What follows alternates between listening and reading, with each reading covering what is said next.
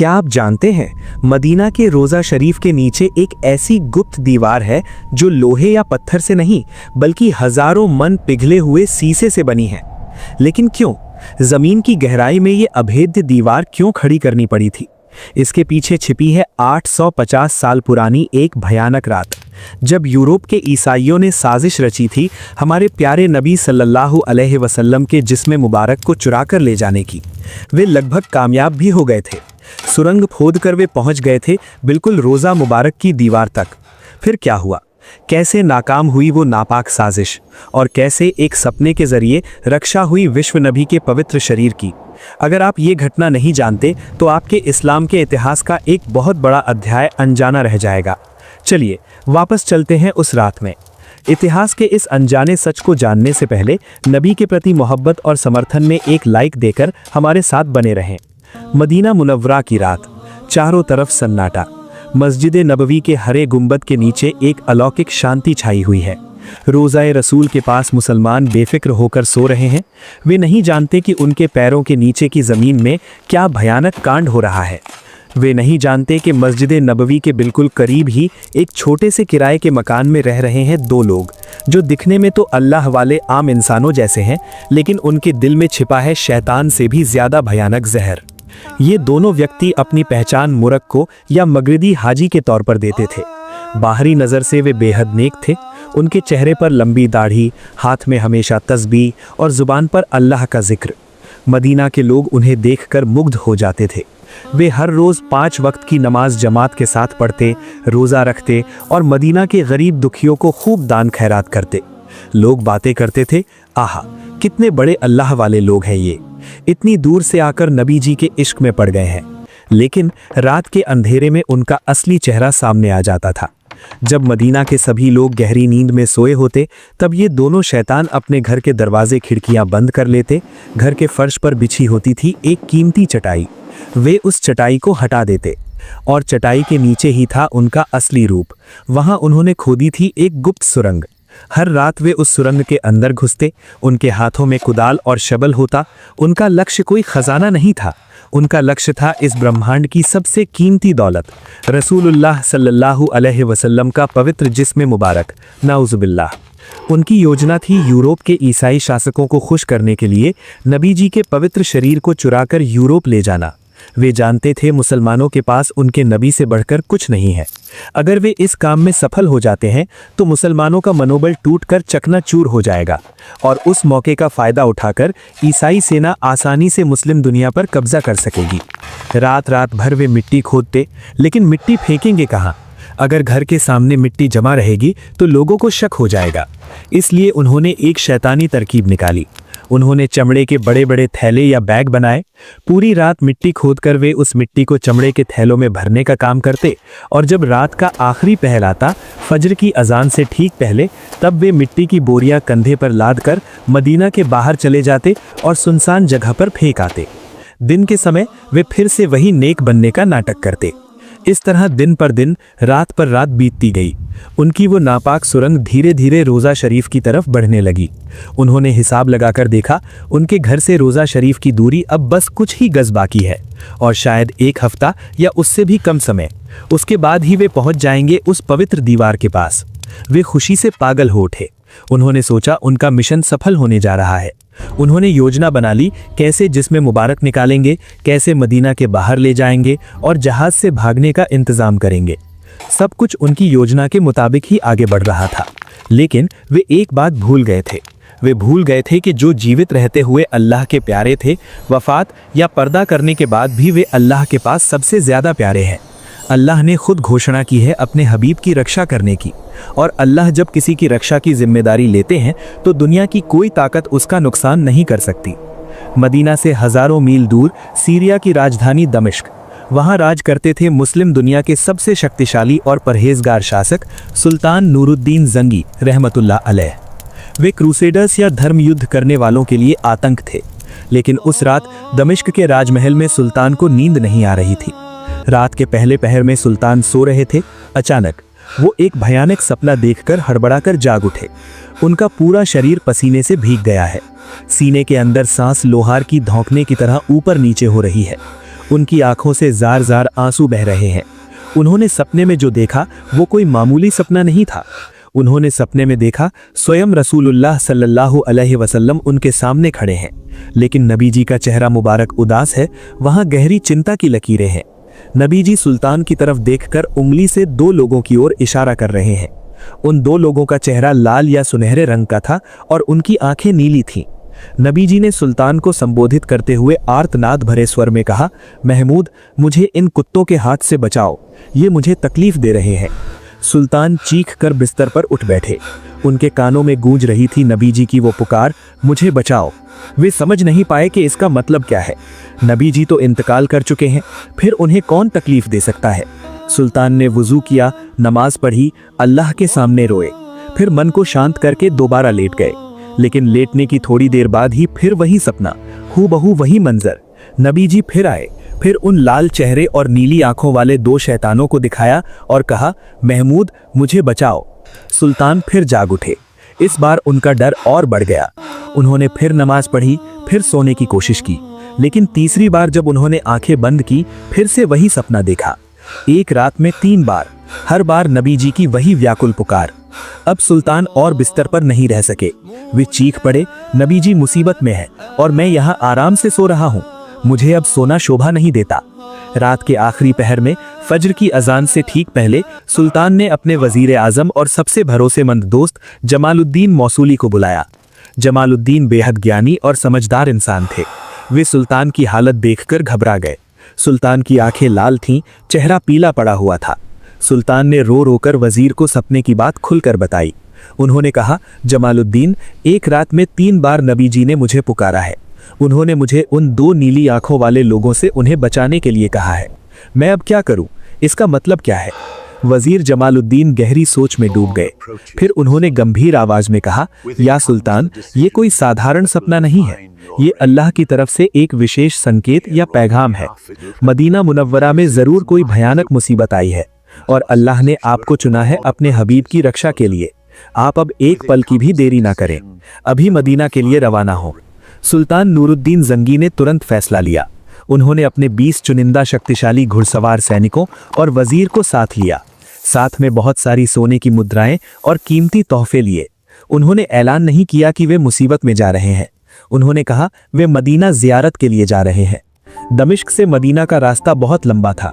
आम काफिले को यह रास्ता तय करने में लगभग 1 महीना या उससे ज्यादा समय लगता था, लेकिन सुल्तान नूरुद्दीन जंगी के मन की हालत तूफान जैसी थी। वे घोड़े की पीठ से नहीं उतरे, खाना पीना सोना सब भूल गए। उन्होंने पागलों की तरह घोड़ा दौड़ाया।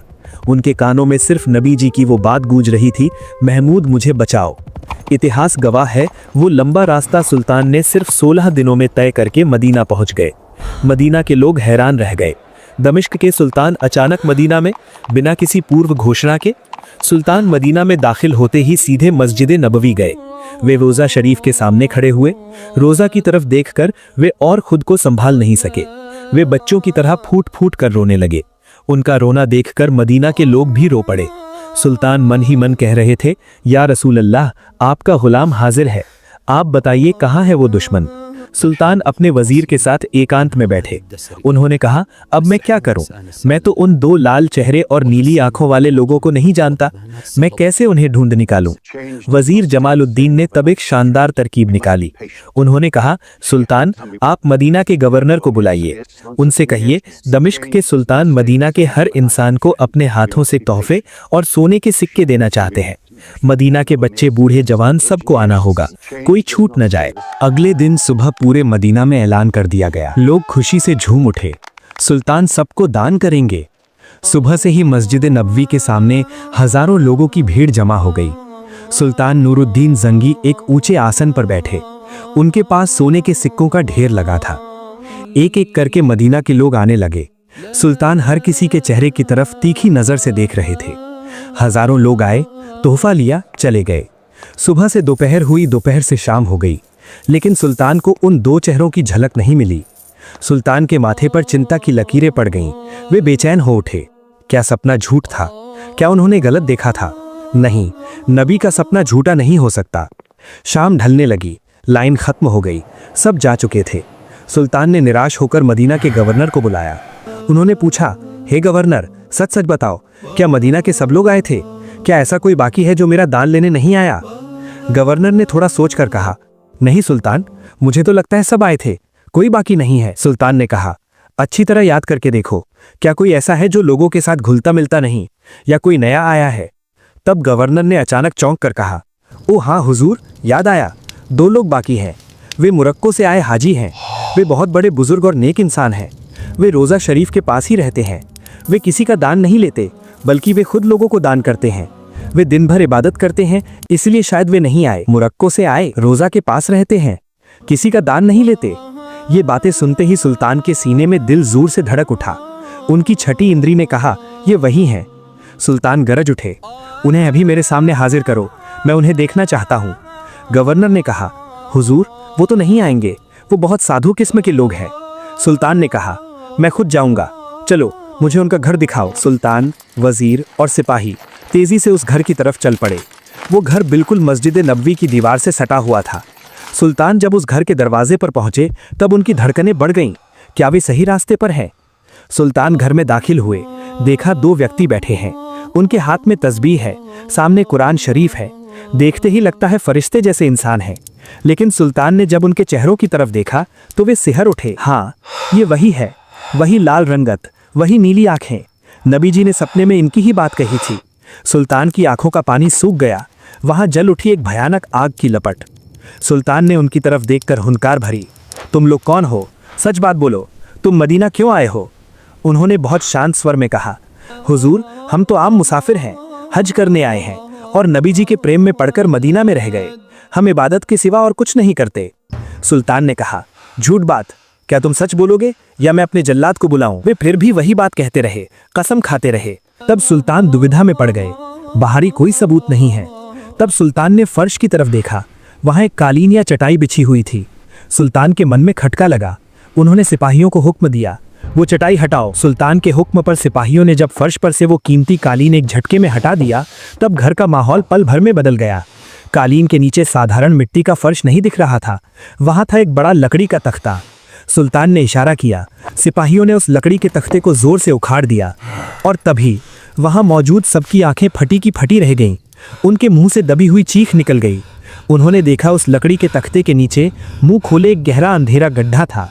कोई साधारण गड्ढा नहीं, ये एक सुरंग थी जिसका मुंह भर के अंदर था, लेकिन इसका अंत कहाँ है कोई नहीं जानता। सुल्तान नूरुद्दीन जंगी उस गड्ढे के किनारे खड़े हुए।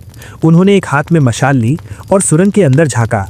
सुरंग सीधे जमीन के नीचे से जा रही थी और उसकी दिशा या निशाना तय किया गया था मस्जिद नबवी में सोए हमारे प्राणों से प्यारे नबी हजरत मोहम्मद सल्लल्लाहु अलैहि वसल्लम के पवित्र रोज़ा मुबारक की तरफ। सुल्तान ने अब और देरी नहीं की। वे या उनके भरोसेमंद सिपाही उस अंधेरी सुरंग के अंदर दाखिल हुए। सुरंग बहुत संकरी थी, एक आदमी किसी तरह रेंग कर जा सकता था। जमीन के नीचे उमस भरी गर्मी, ऑक्सीजन की कमी। लेकिन सुल्तान आगे बढ़ते गए। वे देखना चाहते थे कि ये शैतान कितनी दूर पहुंचे हैं। कुछ दूर जाने के बाद सुल्तान ठिठक गए। उनका शरीर कांप उठा, उनके हाथ पैर सुन्न हो गए। उन्होंने देखा सुरंग खोदते खोदते वे बिल्कुल रोज़ा शरीफ की दीवार के पास आ पहुंचे थे और बस कुछ हाथ, शायद 1-2 दिन का समय मिलता तो वे नबी जी की पवित्र कब्र की मिट्टी को छू लेते। नाउजुबिल्लाह। सुल्तान नूरुद्दीन जंगी वहां फूट फूट कर रो पड़े। उन्होंने अल्लाह के दरबार में शुक्र अदा किया, हे अल्लाह, तेरा लाखों करोड़ों शुक्र है, तूने मुझे सही समय पर भेजा। अगर एक पल की भी देरी होती तो इस्लाम के इतिहास में सबसे बड़ा कलंक लग जाता। वे समझ गए क्यों नबी जी उन्हें सपने में बार बार कह रहे थे, महमूद मुझे बचाओ। मुसीबत इतनी करीब आ चुकी थी, ये कोई सोच भी नहीं सकता था। सुल्तान सुरंग से बाहर आए। उनका चेहरा गुस्से से आग की तरह लाल हो रहा था। उन्होंने म्यान से तलवार निकाली। वे 2 बहुरूपी दरवेश जो अब तक साधु बनने का ढोंग कर रहे थे, सुरंग मिलने के बाद डर से थर थर कांपने लगे। उनके चेहरे का रंग राख जैसा हो गया। वे समझ गए उनका खेल खत्म। सुल्तान ने उनकी गर्दन पर तलवार रखकर गरजते हुए कहा, अब सच बात बोलो, तुम लोग कौन हो? तुम्हें इस घिनौने काम का हुक्म किसने दिया? अगर एक शब्द भी झूठ बोला तो अभी तुम्हारी गर्दन उड़ा दूंगा। मौत का डर इंसान को सच बोलने पर मजबूर कर देता है। उन्होंने तब कांपते हुए अपनी असली पहचान बताई। उन्होंने कहा, हुजूर, हमें माफ कर दीजिए, हम मुसलमान नहीं हैं, हम स्पेन के ईसाई हैं। हमें यूरोप के ईसाई राजाओं की तरफ से भेजा गया है। वहां मौजूद मदीना के लोग ये सुनकर सन्न रह गए। ईसाई जासूस मदीना की छाती पर। वे कहने लगे, हमें बहुत सारी धन दौलत और पैसे का लालच देकर भेजा गया है। हमारा मिशन सिर्फ एक था, किसी भी कीमत पर अरब के नबी मोहम्मद का जिस्म चुराकर यूरोप ले जाना। ईसाई सोचते हैं अगर वे नबी का जिस्म अपने कब्जे में ले सकें तो मुसलमान मानसिक रूप से टूट जाएंगे। वे काबा छोड़कर यूरोप की तरफ मुंह करेंगे और इस मौके पर वे यरूशलेम समेत पूरी मुस्लिम दुनिया पर कब्जा कर लेंगे। सुल्तान ने पूछा, तुम ये मिट्टी कहाँ फेंकते थे, किसी ने देखा क्यों नहीं? उन्होंने कहा, हम दिन में इबादत का ढोंग करते थे और रात में मिट्टी खोदते थे। वो मिट्टी हम चमड़े के बैग में भरते थे और फज्र की अज़ान के समय जब अंधेरा रहता था तब हम वो मिट्टी मदीना के बाहर जाकर फेंक आते थे। हम मदीना के लोगों के साथ घुल मिल गए थे ताकि कोई हम पर शक न करे। उनका ये कबूलनामा सुनने के बाद सुल्तान नूरुद्दीन जंगी ने उनकी तरफ नफरत भरी नज़र से देखा। उन्होंने कहा, तुम जैसे कमीनों को दुनिया में जिंदा रहने का कोई हक नहीं है। उन्होंने तुरंत उन्हें मौत की सज़ा का हुक्म दिया। मदीना के हजारों लोगों के सामने मस्जिद नबवी के पास ही उन दो अभिशप्त साजिशकर्ताओं की गर्दन उड़ा दी गई। इस्लाम के इतिहास से एक बड़ी मुसीबत टल गई। लेकिन क्या अपराधियों को मारने से ही सब खत्म हो गया? सुल्तान नूरुद्दीन जंगी का मन तब भी शांत नहीं हुआ। उन्होंने सोचा, आज इन्होंने कोशिश की है, कल शायद कोई और कोशिश करेगा। जमीन के नीचे से तो कोई भी आ सकता है। मेरे नबी जी का रोज़ा मुबारक ऐसे असुरक्षित नहीं रह सकता। उसी रात सुल्तान ने एक ऐतिहासिक फैसला लिया। उन्होंने मदीना के बड़े बड़े आर्किटेक्ट, इंजीनियर और मजदूरों को बुलाया। उन्होंने कहा, मैं मदीना छोड़कर नहीं जाऊंगा जब तक मैं अपने नबी के लिए ऐसी सुरक्षा व्यवस्था तैयार न कर दूं जिसे कयामत तक कोई भेद न सके। सुल्तान ने हुक्म दिया, रोज़ा शरीफ के चारों ओर गहरी खाई या गड्ढा खोदने का। मजदूरों ने मिट्टी खोदना शुरू किया। एक हाथ नहीं, दो हाथ नहीं, उन्होंने तब तक गड्ढा खोदा जब तक कि जमीन के नीचे पानी नहीं निकल आया, यानी पानी के स्तर तक गहरा किया गया। इसके बाद सुल्तान ने एक अनोखा निर्देश दिया। उन्होंने भारी मात्रा में सीसा और तांबा पिघलाने का हुक्म दिया। आग की बड़ी बड़ी भट्टियों में सीसा पिघलाकर तरल किया गया। फिर वो पिघला हुआ गर्म सीसा उस गहरे गड्ढे में डाल दिया गया। सोचिए उस मंजर को, रोज़ा शरीफ के चारों ओर जमीन की गहराई में बनी एक ठोस शीशे की दीवार। जब वो सीसा ठंडा हुआ तो वो इस्पात से भी ज्यादा सख्त हो गया। अब अगर कोई मिट्टी खोद कर आना चाहे तो उसे उस धातु की दीवार को पिघलाना या काटना होगा, जो जमीन के नीचे नामुमकिन है। सुल्तान नूरुद्दीन जंगी खुद खड़े होकर इस काम की निगरानी की। उन्होंने खुद मजदूर की तरह काम किया। उनकी आंखों के आंसू और पसीना मिलकर एक हो गए। वे कह रहे थे, या रसूल अल्लाह, मैं महमूद हूँ, आपके लिए बस इतना ही कर सका, आप शांति से सोएं। शीशे की दीवार बनकर तैयार हो गई। सुल्तान आश्वस्त हुए कि जमीन के नीचे से अब कभी कोई शैतान नबी जी के आसपास भी नहीं आ सकेगा। ये वही ऐतिहासिक दीवार है जो आज भी मदीना की जमीन के नीचे रोज़ा शरीफ को घेरे खड़ी है। सुल्तान का ये काम खत्म होने के बाद उन्होंने मदीना के लोगों को बुलाकर सतर्क किया। उन्होंने कहा, मदीना वालों, नबी जी की अमानत तुम्हारे पास रही, तुम सतर्क रहना। अजनबी किसी को देखते ही शक करना। नबी के दुश्मन कभी बैठे नहीं रहेंगे। लेकिन इतिहास गवाह है, युग युग में नबी जी के इस पवित्र जिस्म मुबारक को चुराने की साजिशें हुई हैं। हालांकि हर बार वे अल्लाह की कुदरत से तबाह हुए हैं। इतिहास की किताबों वफा उल वफा और तारीख़ मदीना में आया है, नूरुद्दीन जंगी की घटना से पहले भी मिस्र के एक पागल शासक जिसका नाम अल हाकिम बी अमरिल्लाह था, उसने 2 बार नबी जी का जिस्म चुराने की कोशिश की थी। पहली बार उसने अपने सैनिकों को भेजा था, लेकिन जब वे मदीना के करीब आए तो अचानक आसमान काला करके एक भयानक तूफान शुरू हुआ। उस तूफान की तीव्रता से उसकी पूरी सेना रास्ता भटक गई और बहुत से लोग मारे गए।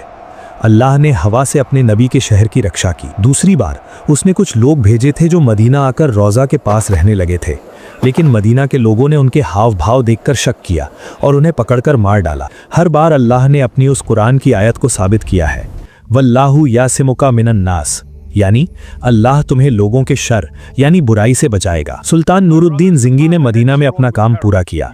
उन्होंने मदीना की सुरक्षा व्यवस्था को और मजबूत किया। जाने का वक्त आ गया। विदाई के दिन सुल्तान आखिरी बार रोज़ा शरीफ के सामने आकर खड़े हुए।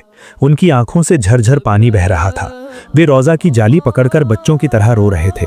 वे फुसफुसाकर कह रहे थे, या रसूल अल्लाह, ये नाचीज़ महमूद आपके लिए इतना ही कर सका। आप गवाह रहिएगा, मैंने अपने जान माल से आपकी इज्जत की रक्षा करने की कोशिश की है।